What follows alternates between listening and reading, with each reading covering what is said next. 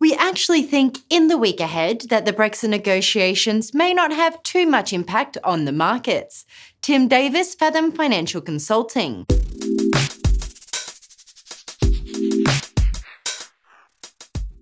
It has been more than 2 months since Theresa May activated Article 50. And finally, Brexit negotiations between the United Kingdom and the European Union will commence today. How do you see this influencing the markets in this week ahead, Tim? We actually think in the week ahead that the Brexit negotiations may not have too much impact on the markets, particularly in the short term. A lot of this is already priced into markets, and we're not really going to get too much of the details that we haven't already heard released in the public domain. What we do think is that there's a lot more uncertainty, particularly around the UK at the moment after the election. We've got uncertainty over who the next Prime Minister is going to be. It's looking likely that it's going to be Theresa May for now, but we don't know for how long that she's going to stay in power.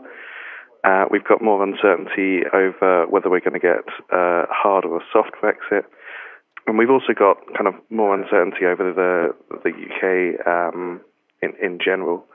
So medium term, we think that all of these factors will lead to cable falling lower, so the pound against dollar falling below 120 in the medium term.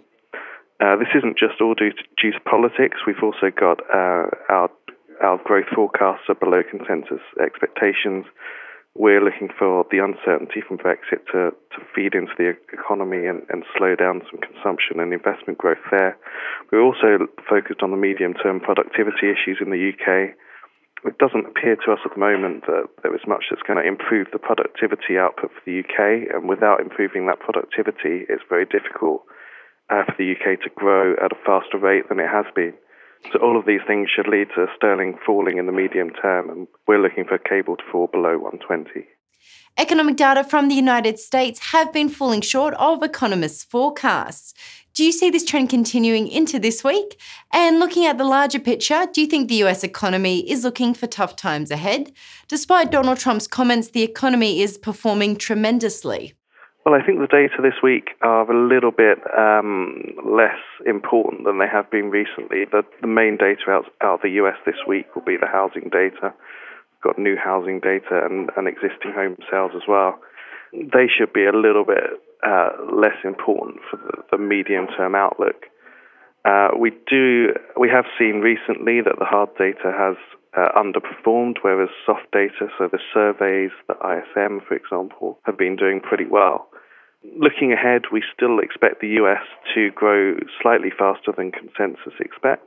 This isn't necessarily due to Donald Trump's policies. It's more due to the US kind of being in a good kind of cyclical medium term. We've already got markets pricing in one more rate hike this year and one more rate hike next year, in addition to the ones that have already been carried out. But we think that next year that they're going to go more than once, so that markets are underpricing that. And that in the medium term, this should be very supportive for the dollar.